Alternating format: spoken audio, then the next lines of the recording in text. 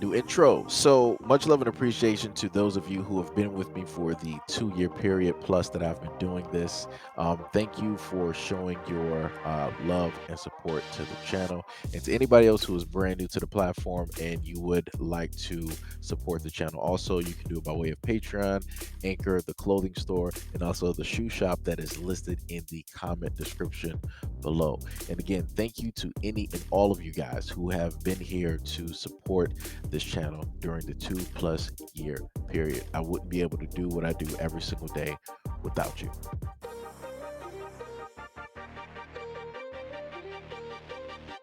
The evening of March 15th, Justin Peoples pulled into a Chevron gas station in Tracy, California, a town about 60 miles east of San Francisco. The 30-year-old father of two was a Navy veteran who lived in nearby Stockton. He was described by his father, Maurice Peoples, as a, quote, remarkable young man. But inside the gas station just after 9 p.m., Peoples ended up having his life taken. Early stages of the investigation, Tracy police determined that Peoples did nothing wrong to provoke the attack that later took his life, and described it as a senseless act of violence. The morning after that killing, police arrested Christina Garner, age 42, and Jeremy Jones, age 49. Then last Friday, investigators alleged a motive alongside a murder charge. The couple was charged with a hate crime for taking the life of the young black father. Garner's and Jones' social media accounts show that they have an affinity for tattoos, but it's precisely because of this, the couple's ink, that investigators say that they were able to gather enough information that the alleged murder was a hate crime. Alongside his display of love for his girlfriend, Jones is also covered in white supremacist images. In a statement released 2 days after the couple's arrest and released mugshots as well as photos of Jones's other tattoos, White and Pride, span the length of his arm, and the outline of a skeleton can be seen hovering over a swastika. Salazar, who is the district attorney, stated that after investigating Jones, they discovered that he had shown support and allegiance for several known hate groups. Jones's Facebook account also features homage to Norse mythology, poetry, and imagery, often appropriated and displayed by these same hate groups. Salazar also stated that people was intentionally harmed because of his color, race, religion, nationality, or country of origin. In court documents filed on the same day, the DA alleged that Garner fired a weapon that took the life of Peoples at the Chevron gas station that day. The complaint also alleges that Jones likewise had a weapon and used a knife to also further harm him. Quote, "There is no place in our community for hate. No one should be victimized because of their race, ethnicity, sexual orientation, or religion."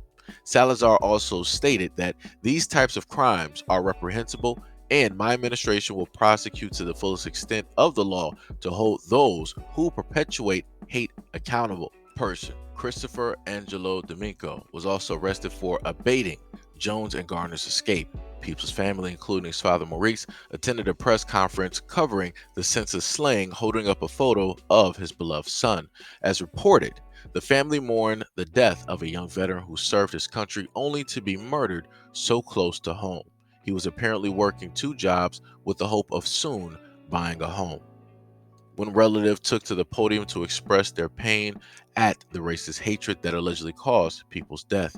"I don't care what color you are. Stand for this baby who didn't deserve to die." So I'm just going to start it off with this because this is where we are when it comes to society, right? There's going to be a lot of individuals out here who are just not going to sit up there and care.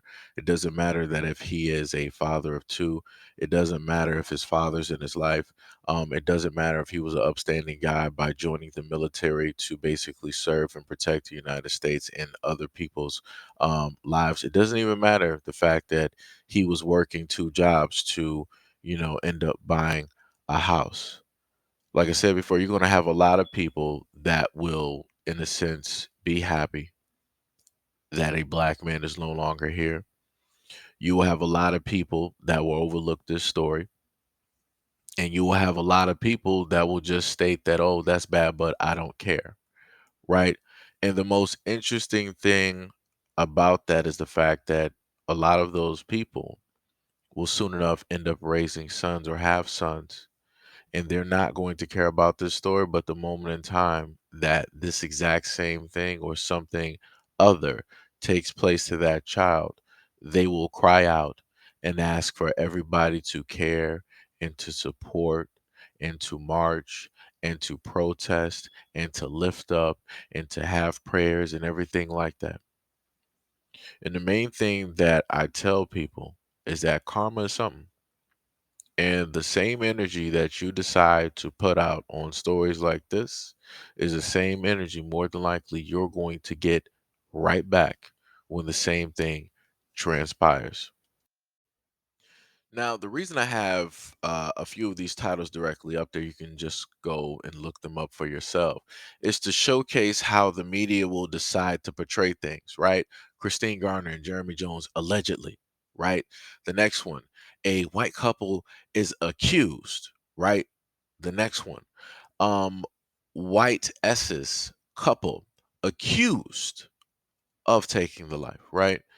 And like I said before, these are the games that the media will decide to play when they want to play these games because a lot of these organizations, a lot of these people that are both internally there and the owners or whoever are amongst the same groups. And like I said, these same people, in a sense, they might not believe in any religion, but they do believe in karma. And so they're going to try to, weigh those scales and balance out, everything, right? So my main point is this is America. This is something that is an everyday, every day. This is something that continuously happens to Black people.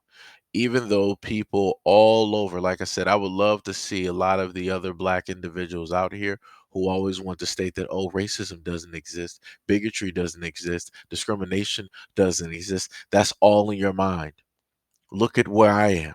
Look at how I made it. No matter what adversities came directly to me, I still made it over.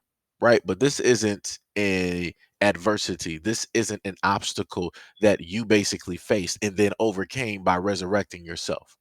So, like I said before, a lot of people don't live within reality, and a lot of people don't put things into perspective.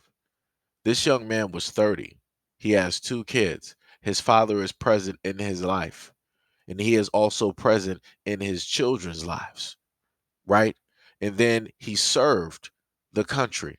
Then on top of that, he was working 2 jobs and saving up to buy a home, aka the American dream. And that whole dream was erased, vanquished, taken away because 2 true Americans, right? 2 founding figures who founded America decided that they wanted to sit up there and take this Black man's life for no reason at all. Well, technically, it wasn't no reason. It was more so that they can get those stripes. It was more so for a ritual because they knew exactly what it was that they are doing. So when they go behind bars and they end up meeting up with their cohorts and their team members, they're going to have that protection because they sat up there and, did dirt. They did what it took in order to gain that protection. Like I said before, people think that, this is just random. People think that, oh, this is just people being no, it's not. It's a lot bigger than what you think it is. It's a lot bigger than what you think it is. But like I said, that's why I keep telling people there's levels to all of this. There is levels to all of this.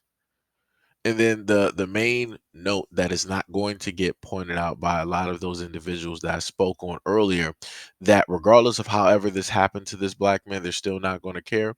Those 2 young Black girls are going to be the ones that's going to sit up there and suffer.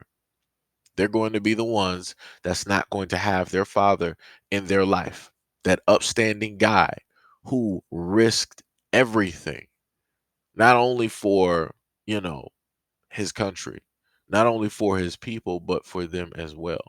And also to hopefully give them a better life. Like I said before, he was working 2 jobs so that he can hopefully get a house that those children were going to be in. And now they're not going to have that house. All they're going to have left are memories.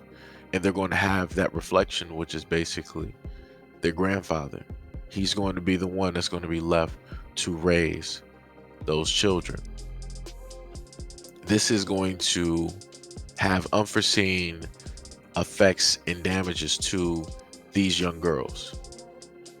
And the perception, like I said before, a lot of people want to sit up there and say like, oh, you shouldn't, judge everybody by just, by just one thing that somebody does. It wasn't just one, it was three people. You had the boyfriend and a girlfriend, and then you had somebody else that they don't even show a picture of that helped them escape. So you had three adults there that decided to commit to this act that inevitably took the life of this young black man who did nothing wrong but was going to the gas station to get gas. He pays his taxes. He works 2 different jobs. He's an upstanding citizen. By what everybody likes to say, he's an American. But yet this is how he got treated. Not because he was an American, but because he's a black man in America. So like I said, whenever people want to tell me that racism and everything doesn't exist, I look at stories like this and then I look at them. And then I just walk.